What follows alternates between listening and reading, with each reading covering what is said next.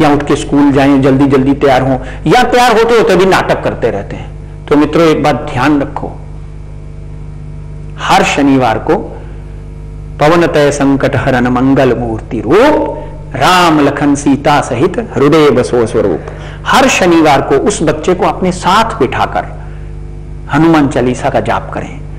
अगर बच्चे का ध्यान नहीं लगता है तो भी उसको प्यार से, बच्चे के मित्र बन के उससे प्यार से हनुमान चालीसा उसको जरूर पढ़ाएं।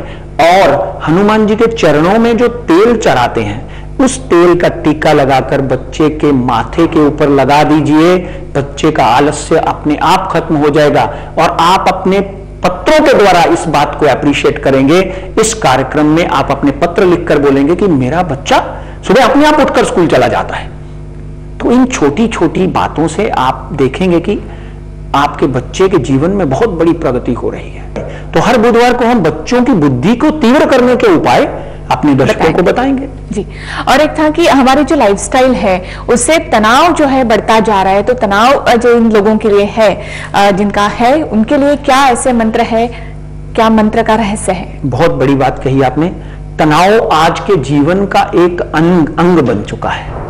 आप बाहर निकलते हैं तो ध्वनि प्रदूषण है, आप घर पे जाते हैं तो लाइट नहीं है, आप कहीं भी जाते हैं तो पोल्यूशन है। हर तरह के 10 तरह के तो पोल्यूशन आपको तंग कर रहे हैं। और पर्टिकुलरली मुंबई जैसे शहर में, अहमदाबाद जैसे शहर में, बड़ौदा जैसे शहर में सड़क के ऊपर इतना रश हो गया है कि आप अपने जीवन को तनाव मुक्त रख ही नहीं पाते। आपके पास करोड़ों रुपए है मगर आप कहीं भी तनाव आपको छोड़ता नहीं है।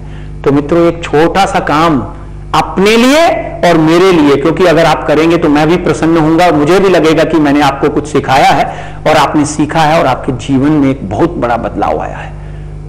सुबह उठें, 7 बजे उठें कि 8 बजे उठें, नहा धोकर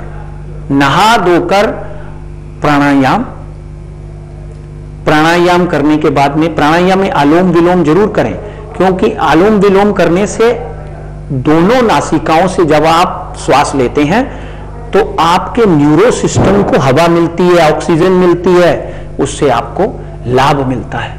और एक मंत्र जो बहुत लंबा है मगर उसको छोटा करके भी पढ़ सकते हैं। ये मंत्र मैं आपको पढ़ के सुनाता हूं। शांताकारं भुजगशयनं पद्मनाभं सुरेशं विश्वधारं गगन सदृश्यं मेघवर्णं शुभांगं लक्ष्मीकांतं कमलनयनं योगी विद्यानगम्यं वंदे विष्णु भवभयहरं। यानी जिसके नाम से जपने से ही पूरा भय दूर हो जाता है, तनाव दूर हो जाता है। भवभयहरं सर्वलोकैकनाथम। अगर ये मंत्र आपको याद ना रहे तो ओम भगवते वासुदेवाय नमः। भगवान कृष्ण की मुरली और उनका सुंदर चेहरा आपके सामने लेकर आ जाइए।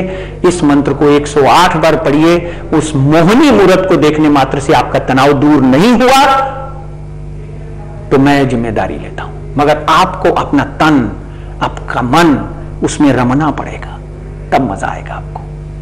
जी धन्यवाद पंडित जी, जो आपने हमें जानकारी दी इसलिए धन्यवाद। पंडित जी ने जैसे ही हमें बताया बुद्धि का विकास करने के लिए या तनाव दूर करने के लिए जिस मंत्र का जाप करने के लिए पंडित जी ने बताया है उसका जाप कीजिए।